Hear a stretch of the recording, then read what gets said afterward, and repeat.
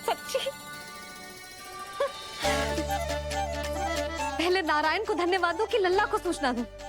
कुछ समझ में ना आ रहा। लल्ला मैं अभी आया।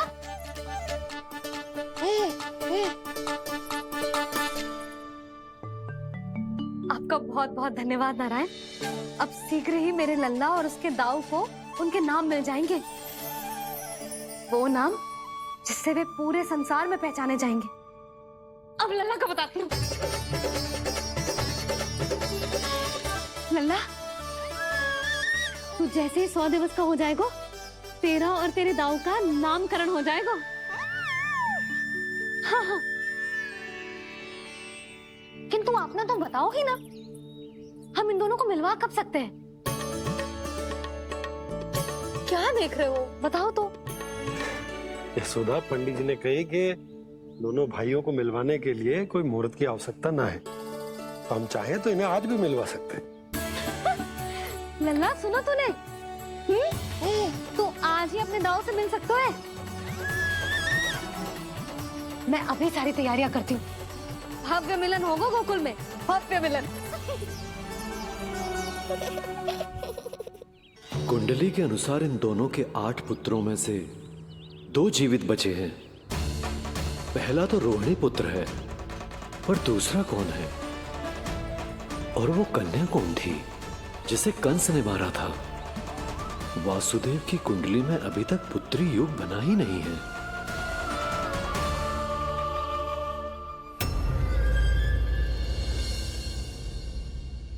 तू मुझको क्या मारेगा? अपनी आयु संभाल। काल तेरा अवतरित रूप है उसका उपाय।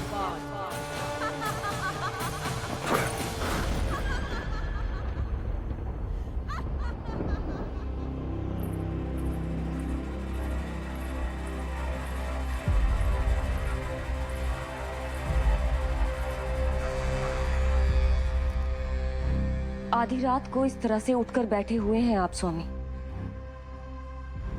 मैं ये तो नहीं जानती कि किस बुरे स्वप्न ने आपकी नींद छीन ली है, परंतु इतना अवश्य जानती हूँ कि जो सूचना ये गुप्तचर लेकर आया है, इसे सुनकर आप रात भर सो नहीं पाएंगे।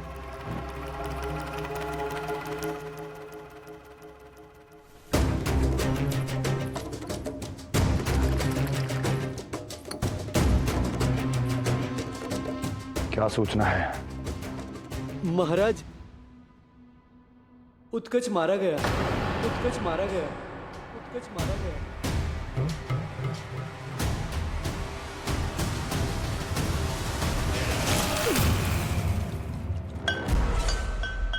सूद बूद खो गए हो क्या अपनी?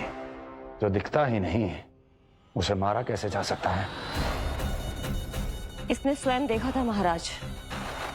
जिस शकट में समाकर शक्तासुर उस बालक को कुचलने वाला था, आपके शत्रु ने उसी शकट को चकनाचूर कर दिया।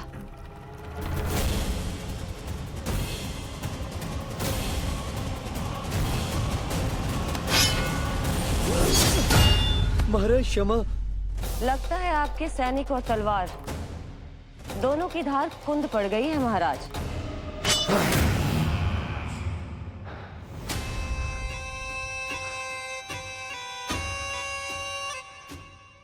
इस तलवार की धार पर अब तभी विश्वास दृढ़ होगा जब ये उस बालक के रक्त से स्नान कर लेगी।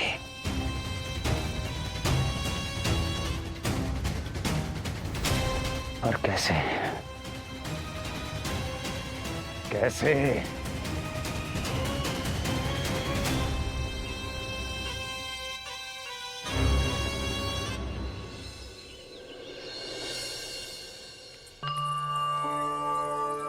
कैसी लगी तुझे दाऊ से मिलने की तैयारी? बहुत अच्छी है मैया, पर उससे भी अच्छी है वो प्रसन्नता जो इस मिलन के उत्साह में मुझे आपकी आंखों में दिख रही है।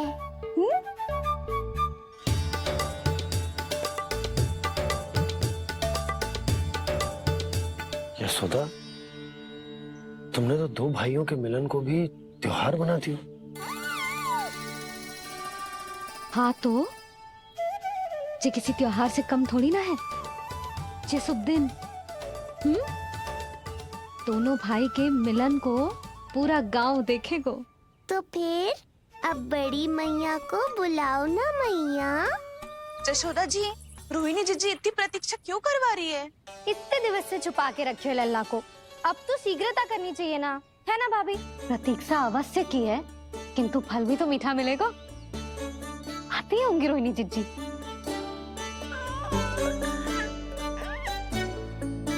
जीजी, कहीं उन्होंने अपना विचार तो ना बदल दियो?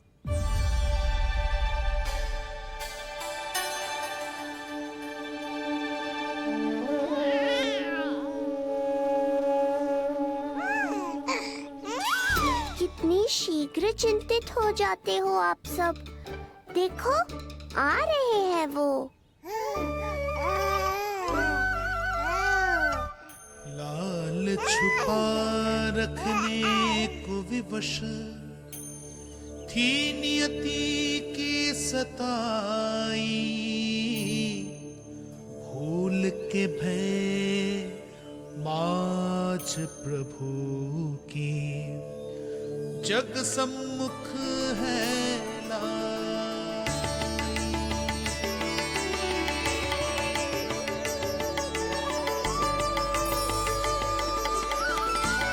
देखो तो कितनी मधुर मुस्कान है।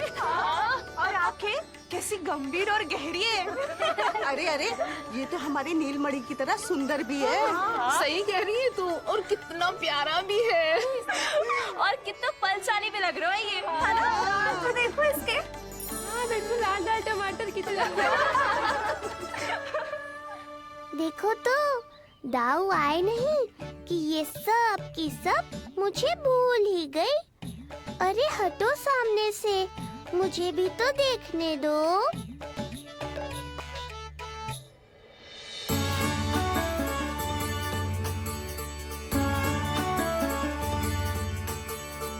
मैया सहायता करो ना।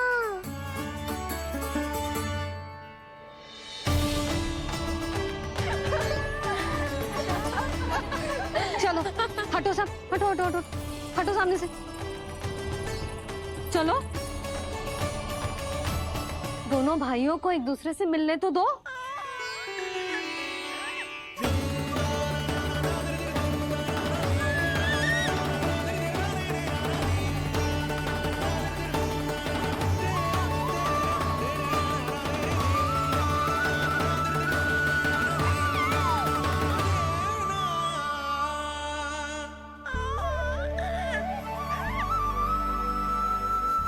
चल लल्ला, चल आजा। देख लल्ला, आ गए जे तेरे भैया, तेरा दाऊ। जी भर के बातें करो और निहारो एक दूसरे को। लाओ जिंजी, आजा। ये रहे तेरे दाऊ। आओ जिंजी।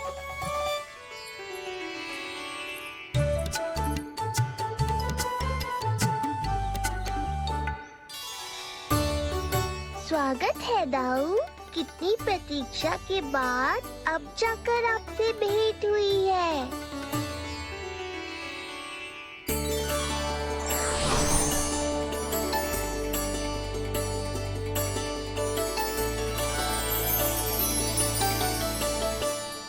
क्या हुआ दाऊ, मुझे पहचान नहीं पा रहे? कितनी देर लगाओगे दाऊ? अब तो पहचान लो, छोटा भाई हूँ आपका।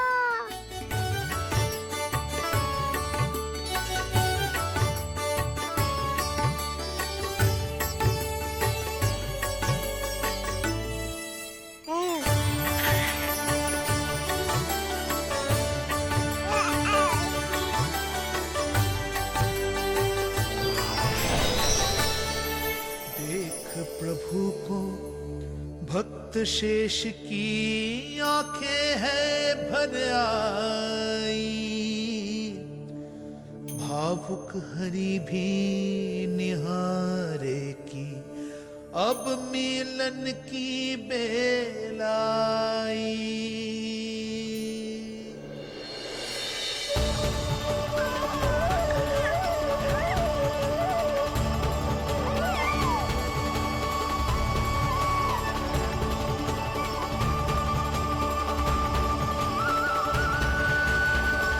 प्रभु, आपके दर्शन पाकर मैं धन्य हो गया। प्रभु नहीं, छोटा भाई पुकारो शेष। ये कैसे संभव है?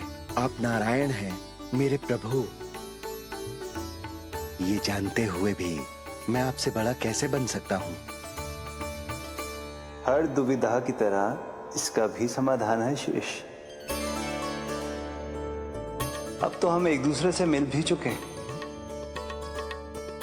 पृथ्वी पर हमारा सूत्र जुड़ चुका है, इसलिए समय के साथ तुम ये भूल जाओगे कि तुम्हारा ये भाई मेरा ही अवतार है। ये क्या कह रहे हैं प्रभु? वही जो आवश्यक है। नहीं तो तुम नीलमणि के बड़े भाई होने का कर्तव्य कैसे निभाओगे? कैसे डांटोगे मुझे? और बड़े होने के नाते मुझ पर अधिकार कैसे दिखाओगे? पर प्रभु, पर किंतु परंतु ये सब भूल जाओ शेष। आज से इसी क्षण से मैं हूं तुम्हारा छोटा भाई और तुम मेरे ताऊ। मैं हूं तुम्हारा छोटा भाई और तुम मेरे ताऊ। नारायण नारायण दाऊ। दोनों इतने सुंदर लग रहे हैं, मेरी तो दृष्टि भी ना हट रही इससे। कहीं मेरी ही दृष्टि ना लग जाएगी। ये तो प्रतिदिन की कथा है दाऊ। हे नारायण, मेरे कानों से तो अभी से रक्त निकलने लगा। आदत डाल लो दाऊ, अब तो सहना ही पड़ेगा। वो देख रहे हो, सुलक्षणा चाची सबसे अधिक चतुर यही है। केवल अधिक चतुर ही नहीं नीलमणि, बहुत अधिक सयानी भी है ये। बिल्कुल सही पहचाना दाऊ, पर आप चिंता मत करो, मैं हूँ ना, मैं संभाल लूंगा इन सबको।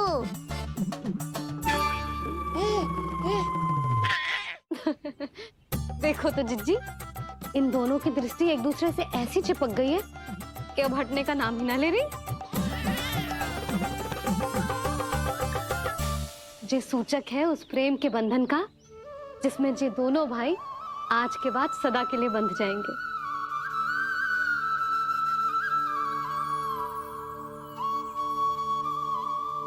मुझसे भूल हो गई यशोदा, मैंने इन दोनों को पहले ही मिलवा देना चाहिए था।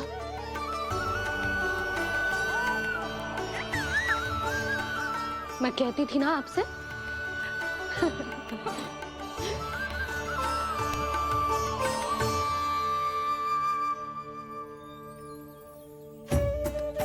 आई मैं।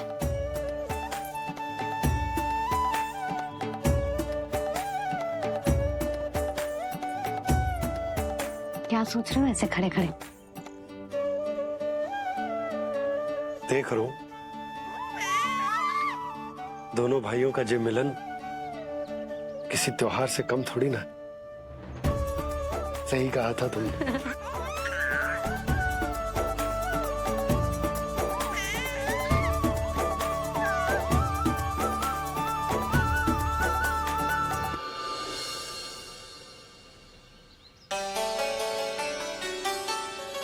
सुना ना तूने जो गोपिया क्या कह रही थी कि नीलमणि का दाऊ कितना बलशाली है।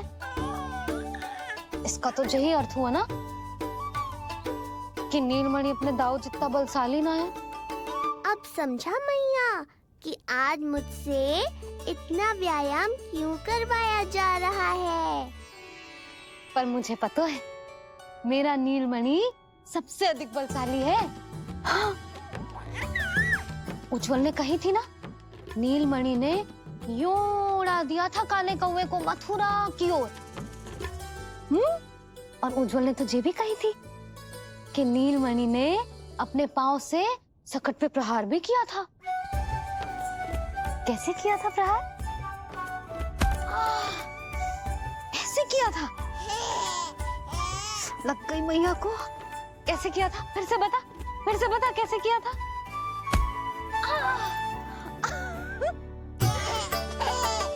मेरे लल्ला में कितना बल है। मैया को ही धकेल दियो पीछे। अच्छा ही है कि आप उज्जवल के कहे को गंभीरता से नहीं ले रही, नहीं तो आपका ये रूप मैं कैसे देख पाता मैया। फिर से बता कैसे मारा था? कैसे मारा था?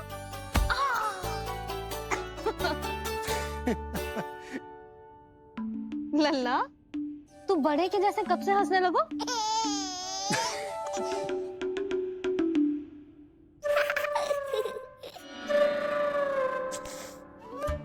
आप यहाँ क्या कर रहे हो?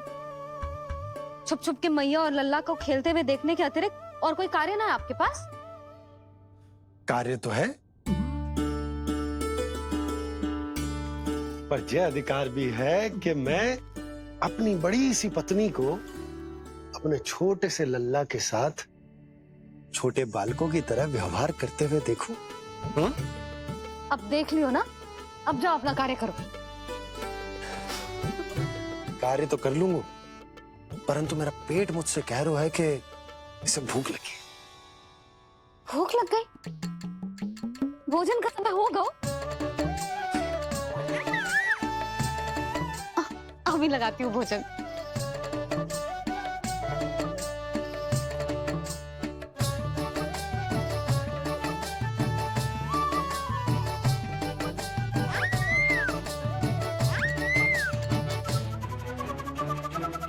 क्या हुआ लल्ला? इतना उतावला क्यों हो रहा है तू? तुझे भी भूख लगी आई है क्या? सच्ची में भूख लगी आई है कि मंद मंद मुस्कुरा के मैया को बांधना चाहता है?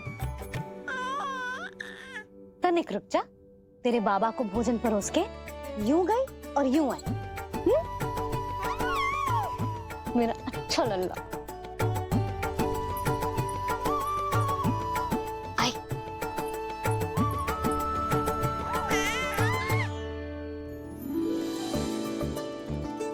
आज केवल रोटी है खाने में?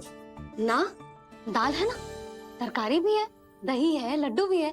तो दाल ले आओ। अभी लाई है।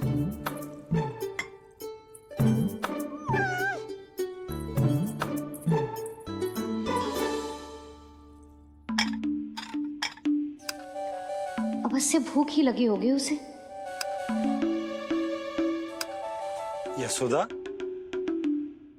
दही नहीं दाल। क्षमा करना, भूल हो गई।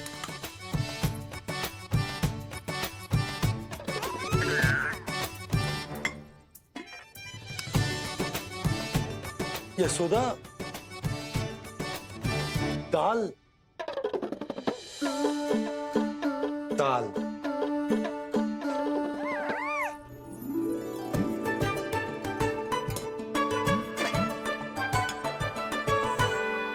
अब ऐसे क्या देख रहे हो? बोला ना भूल हो गई। सब मिला के खा लो, पेट में तो मिलना ही है। थोड़े चावल मिलेंगे?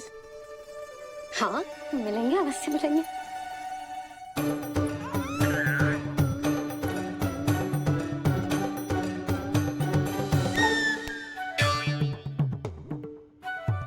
लड्डू नहीं, चावल।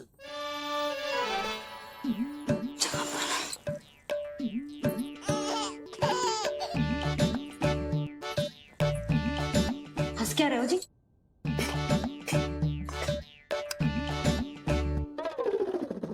आज व्यायाम भी बहुत कस के करवाओ था मैंने, कहीं अधिक भूख तो ना लगी होगी। सच्ची है यशोदा, बिल्कुल ना बदले तू। पहले रामू की चिंता में व्याकुल रहती थी और अब हम नीलमणि में तुम्हारा मन लगा रहता। हाँ तो लल्ला भूखा हो और मैया का मन व्याकुल भी ना हो, ऐसा हो सकता है भला? फिर तो दूध पिला दो ना उसको। जाऊं? शीघ्र जाओ। किंतु आप तो खा रहे हो ना पतिदेव। वही तो यशोदा, मैं खा रहा हूं, किंतु वो भूखो है। जाओ। ठीक है। यहाँ थी तो लल्ला की भूख के लिए चिंतित थी, अब वहां जाएगी तो पक्का मेरे भोजन के बारे में चिंता करेगी। कहीं आधे ही भूख में ना उठ जाए तेरे बाबा, उन्हें कुछ और चाहिए होगा तो। सही कहा था बाबा ने, वहाँ मेरी चिंता थी, यहाँ बाबा की चिंता है। सच्ची मैया, अनोखी हो आप। अरे इतने से पेट भर गया तेरा? ना, ये वाली मुस्कुराहट तो मत ही दिखा मुझे। इतनी शीघ्र तेरा पेट भर ही ना सकता। मैया जानती है अपने लल्ला की भूख।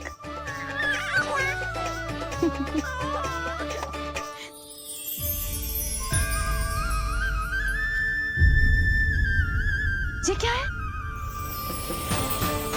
लल्ला? ये क्या था तेरे मुंह में? दिखा दिखा। ओहो, मैं तो भूल ही गया था कि मेरे भीतर ही तो सारी सृष्टि समाई हुई है। मैया ने उसकी झलक देख ली, अब क्या होगा? क्या हुआ यशोदा? सुनो जी, हमारे लल्ला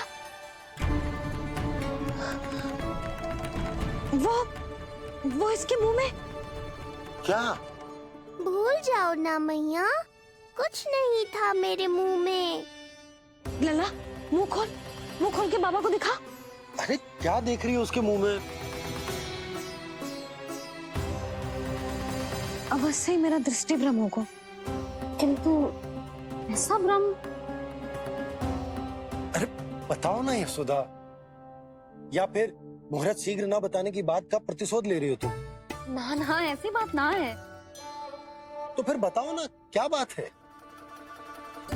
हा? मैंने लल्ला के मुंह में कुछ देखो। क्या देखो? अब फंस गया मैं। मैया बाबा को सब कुछ बता देंगी और राय का पहाड़ बन जाएगा।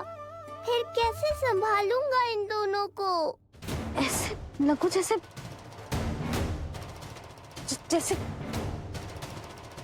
पूरा का पूरा ब्रह्मांड। ब्रह्मांड लल्ला के मुंह में। अच्छा, तुम मेरा मुंह देखो।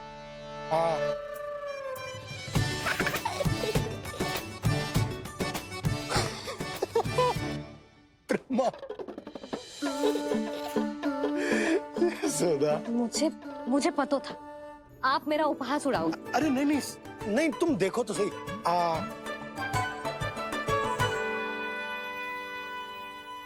ब्रह्मांड ना सही, गोकुल तो दिखना चाहिए। अरे गोकुल को राजा हूं मैं, है कि ना? है? देखो, अरे देखो। धन्यवाद बाबा, आपने इस बात को गंभीरता से नहीं लिया, इसलिए अब मैया भी नहीं लेंगी। आज तो बचा लिया आपने। आज के बाद ना आपको कुछ बताऊंगी ही ना। आप जाओ, नामकरण उत्सव की तैयारी करो। और हाँ, इस बार भी उत्सव छोटा ही करना है, जे तो मत ही बोलना आप। हाँ। अब इसे कैसे समझाऊं कि हम कोई भी उत्सव बड़ा ना कर सकते? व्यर्थ ही कंस की दृष्टि पड़ जाएगी हम पर।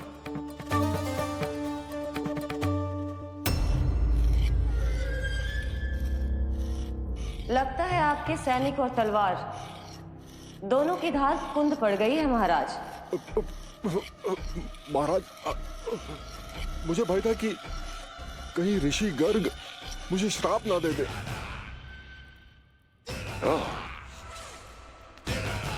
तो श्राप से भयभीत हो गए दुर्जन, किंतु कंस तो कोई श्राप नहीं देता, सीधा मृत्यु देता है। ऐसा न करें महाराज। दया करें, दया निदान। यदि मैं उनकी इच्छा के विरुद्ध भीतर जाने की कोशिश करता तो जितनी सूचना मुझे मिली है उतनी भी नहीं ला पाता। तब आपको कैसे पता चलता महाराज कि आपकी बहन और बहनोई मात्र अपनी वृद्ध संतानों के श्राद्ध के लिए वहां नहीं गए थे?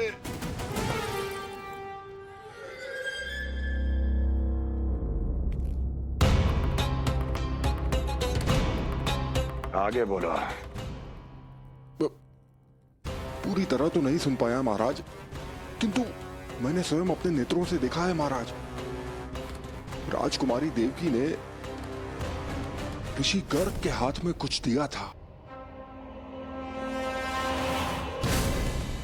ये सत्य है महाराज, और ऋषि गर्ग ने उन दोनों को वचन भी दिया था। सही समय की प्रतीक्षा कीजिए राजन, आपके दोनों कार्य पूर्ण होंगे। महाराज, मैं आपका सबसे विश्वसनीय सेवक हूं। आपके हर आदेश का पालन करना मेरा अधिकार है, और मैंने अपने अधिकारों का पालन किया भी है महाराज। किंतु फिर भी यदि मेरी ओर से कोई भूल हुई हो, मुझे क्षमा करे दया निदान, मुझे क्षमा करे। इसका अर्थ है कि उत्कच सही कह रहा था। वो दोनों अवश्य ही कोई ना कोई षड्यंत्र रच रहे हैं मेरे विरुद्ध। समय आ गया है, अब मुझे किसी ऐसे की खोज करनी होगी जो उतना ही शक्तिशाली हो जितनी की मेरी ये तलवार।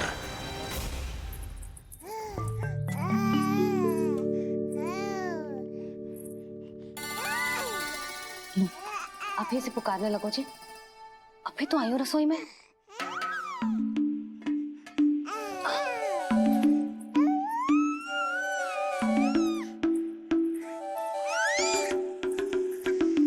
शीघ्र ही तुझे भी अपने बाबा का हाथ बटाना पड़ेगा, समझ रहे हो ना? बटाएगा ना हाथ? अभी जे 100 दिन का भी ना हो और जे इस नन्हे से बालक को काम काज का भार सौंपने की बात करने लगे। काम का नाम सुनते ही मुख से स्वर ना निकल रहे तेरे? अभी तो बड़ा ऊ कर रहा था। बता, हाथ बटाएगो के ना? अरे बता ना।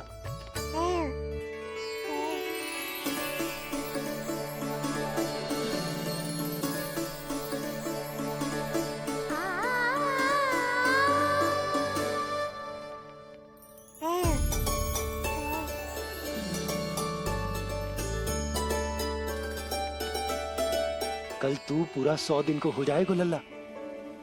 पंडित जी आएंगे, तुझे नया नाम मिलेगा। देखो तो मन में तो इनके भी कितना उत्साह भरो है, बस दृष्टि में मैं ही आती हूँ। और कल तुझे वो नाम मिलेगा लल्ला जिससे पूरा संसार तुझे पहचानेगा।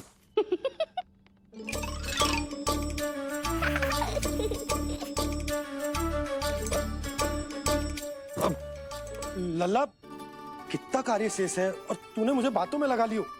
मुझे क्यों फंसा रहे हो बाबा? छुपाने की कोई आवश्यकता ना है। जितनी उत्साहित मैं हूँ उतने ही उत्साहित आप भी हो इसके नामकरण को लेके, पता है मुझे। लल्ला के नामकरण पे उसके बाबा उत्साहित ना होंगे? बिल्कुल होंगे, इसीलिए तो कह रही हूँ अपना उत्साह बांटो अपने लल्ला के साथ। मैं अभी आई। अच्छा, ऐसे तो तुम लल्ला को छोड़ के कहीं ना जाती।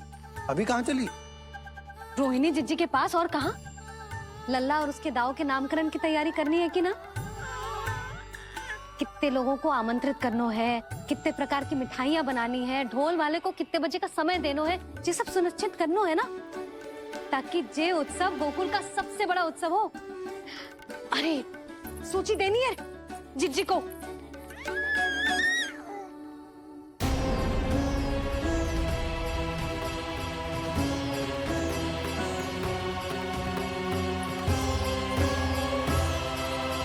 सबकी कोई आवश्यकता ना है। आवश्यकता ना है मतलब? कहना क्या चाहते हो आप? मैं ये कहना चाहता हूं कि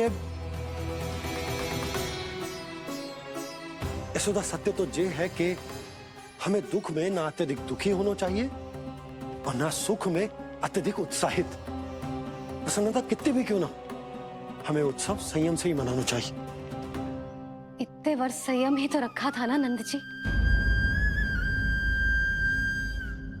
ये समय संयम का ना आनंद से बावले हो जाने का है। यशोदा, हम आयोजन छोटा ही करेंगे। मैं कुछ सोच समझ कर ही तो कह रहा हूं। पर क्यों? मुझे भी तो समझाओ। हर बात समझाने की ना होती है यशोदा। अच्छा, पति पत्नी में भेद हो तो है? ठीक, मैं कोई भेद ना रखूं। जो भी अब तक मैंने तुम्हें ना बताया है वो सब बताऊं। ओहो, क्या कर रहे हो बाबा? कंस के बारे में कुछ बता मत देना मैया को। वो मंगला है ना, उसने आज शाम को ही बछड़ा दियो और भाद्रपद का मास लगभग बीतने को ही है, तो धीरे धीरे शरद ऋतु आ जाएगी, दूध की हानि भी कम हो जाएगी। हाँ? और वो सरजू है ना, उसको बैग जी ने पूरे पखवाड़े का विश्राम के लिए कहा है। क्यों? क्योंकि वो ठाट से गिर गए थे और गिरते समय उसे भीतरी चोट लग गई थी। अरे और... बस बस बस, ये सब मुझे क्यों बता रहे हो? इसका नामकरण से क्या संबंध? तुम्ही ने तो कही ना कि पति पत्नी के बीच में कोई भेद ना होता। तो मुझे जो भी बात पता है मैं तुम्हें बताऊंगा। कितनी समझदारी से बात बदल देते हो आप, और भोली भाली मैं आपकी बातों में आ जाती हूँ और इस सब में असली बात तो रह ही जाती है। किंतु आज बात मेरे लल्ला की है। उत्सव तो विशाल ही होगा और इस बारे में कछु और ना सुनूंगी मैं। आप लल्ला का ध्यान रखो, मैं जा रही हूँ रोहिणी जीजी के पास। यशोदा,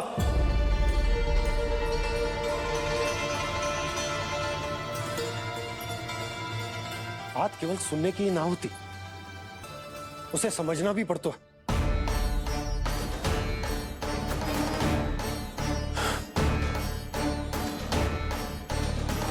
विश्वास है ना मुझ पर? मैं कुछ सोच समझ कर ही कर रहा हूँ ना। उत्सव तो छोटा ही होगा।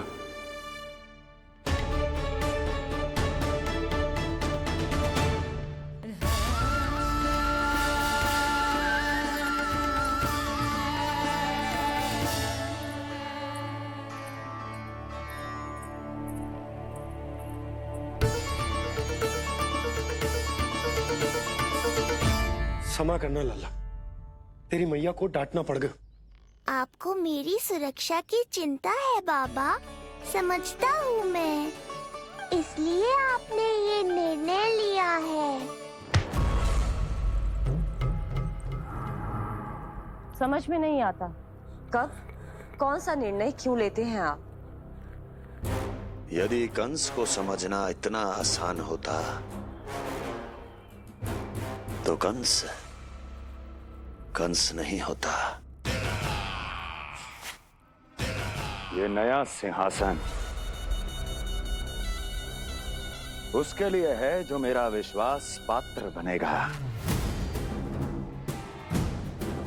मेरे दाहिने हाथ की तरह मेरे मन के सबसे निकट होगा वो।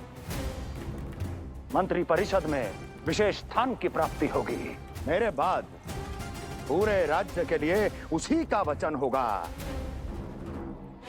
शासन। किंतु ये अधिकार केवल उसे प्राप्त होगा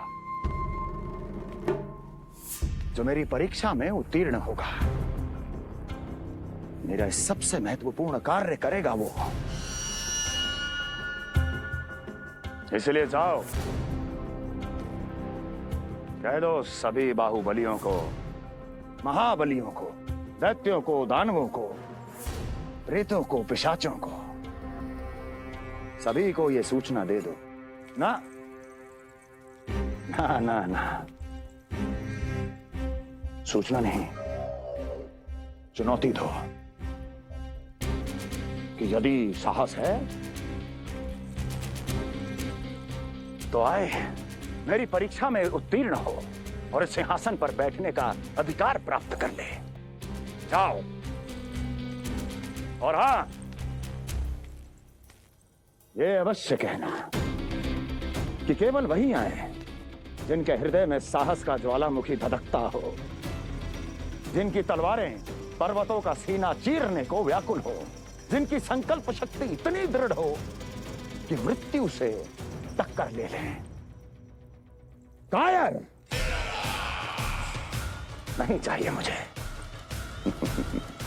जाओ। महाराज, आप जिसे भी ये विशेष पद देंगे, भविष्य में यदि वही हमारे शीश पर बैठ गया तो क्या करेंगे आप? पहले ऐसा कोई योद्धा सामने तो आए अस्ति, जो उस विष्णु के अवतार का संहार कर सके।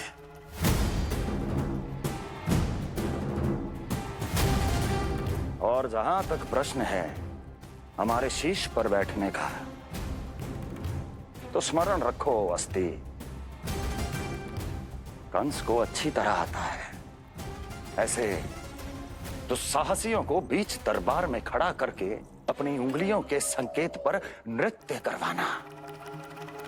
ता दीर्घ ता। और अपना कार्य सिद्ध होने के बाद उनके तन से उनके शीश को उतारना। कंस को भलीभांति आता है।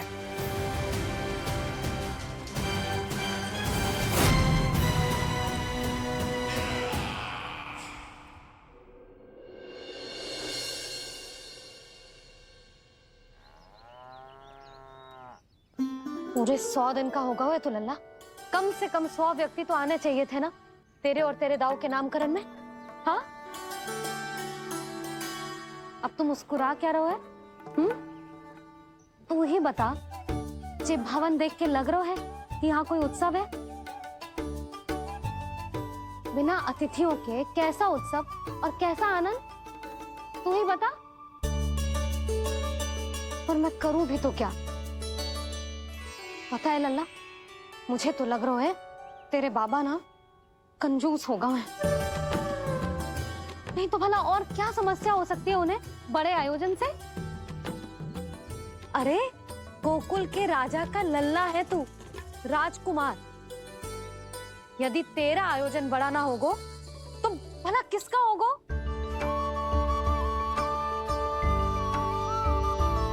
मेरी ही भूल है, मैं भोली हूं, इसीलिए व्यर्थ में तेरे बाबा की बातों में आ गई। मैं भोली हूं ना, व्यर्थ में उनका कहा मान गई। किंतु अब ना मैं कोई मांग रखूंगी, ना मैं उनसे बात करूंगी। और कहे देती हूँ लल्ला, सावधान जो इस बार तू बीच में आया तो। हाँ नहीं तो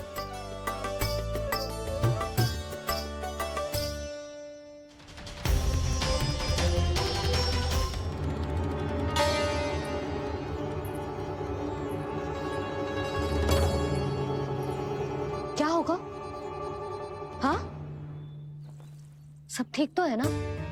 आप इतनी चिंता में क्यों हो जी? कुछ बुरी सूचना तो ना मिली? अब जे मत ही कहना कि जे भी मुझसे छुपाना पड़ेगा। जो भी है मुझे बताओ।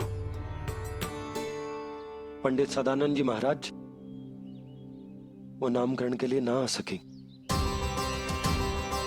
उनकी बिटिया के पांव भारी, उसे लिवाने वो समझाने गए। ये तो शुभ समाचार है।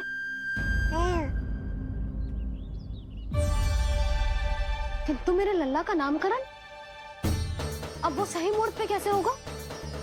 वही तो समझ ना आ रहा। ऐसे मन छोटा करने की आवश्यकता नहीं है मैया बाबा। आप दोनों तो स्वागत की तैयारी करो, आ रहे हैं वो।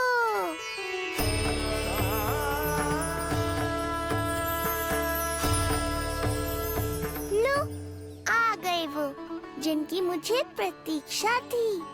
आप दोनों व्यर्थ ही चिंता कर रहे थे।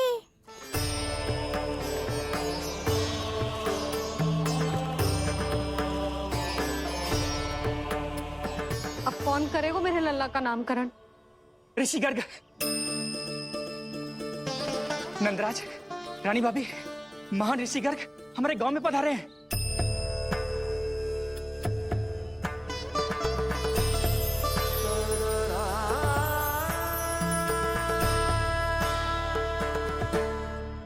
ऋषि कर गोकुल में? हाँ नंदराज, और कह रहे थे उन्हें यादव राज वासुदेव जी ने भेजो है रानी जी के पास। अरे तो तुम लोग खड़े खड़े क्या देख रहे हो? जाओ उनके सत्कार की तैयारी करो। जी यशोदा, उनके स्वागत की तैयारी करो। सुनो जी, वो तो यादवों के कुलगुरु है ना, रोहिणी जीजी के यहाँ आए हैं, हमारे यहाँ आएंगे। आप देखती जाओ मैया, वो सीधे हमारे घर ही आएंगे।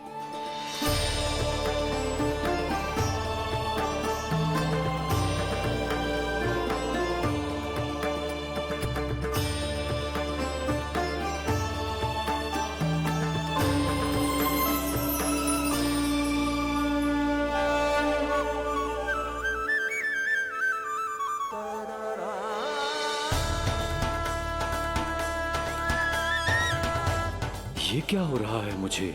मैं उस भवन की ओर क्यों बढ़ा जा रहा हूँ? क्योंकि आपके यहाँ आने से ही मेरी मैया बाबा की चिंता समाप्त होगी ऋषिवर। ये बात तो मैं न जानता, परंतु मुझे जाकर उनको स्वागत करना चाहिए।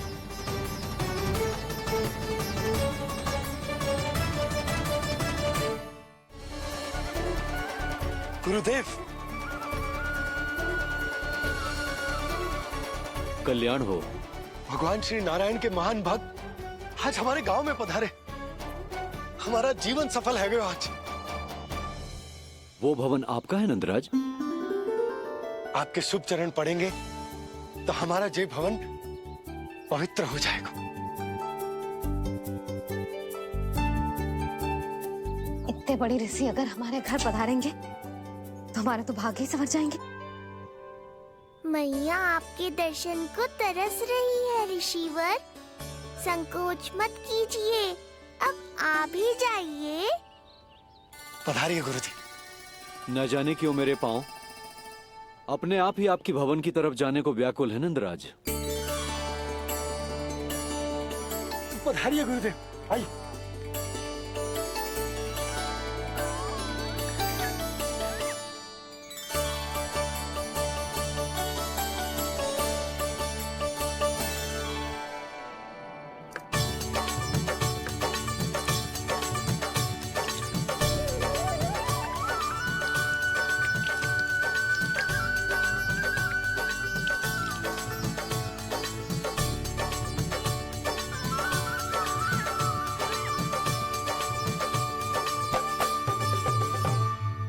कल्याण हो। पधारिए।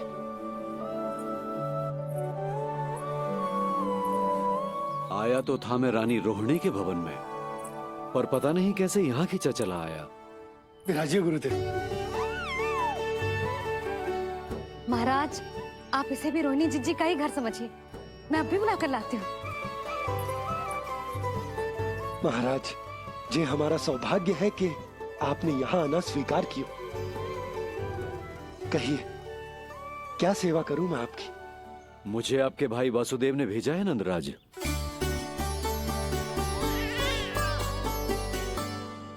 प्रणाम गुरुदेव। स्वामी जी ने आपसे इतनी दूर आने का आग्रह किया है, अवश्य ही कोई बड़ा कारण होगा। कारण तो है, आपके पुत्र का नामकरण करने आया हूं मैं यहाँ।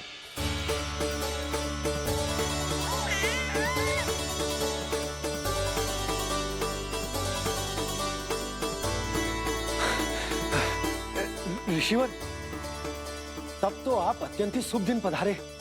आज का ही मुहूर्त निकलो है भाभी के लल्ला और हमारे लल्ला के नामकरण के लिए। परंतु पंडित जी गांव से बाहर है, इसीलिए आप। अब तो आप यहाँ आ गए हो, आप हमारे भी लल्ला का नामकरण कर दो ना। पुत्री, ये क्या कह रही हो तुम?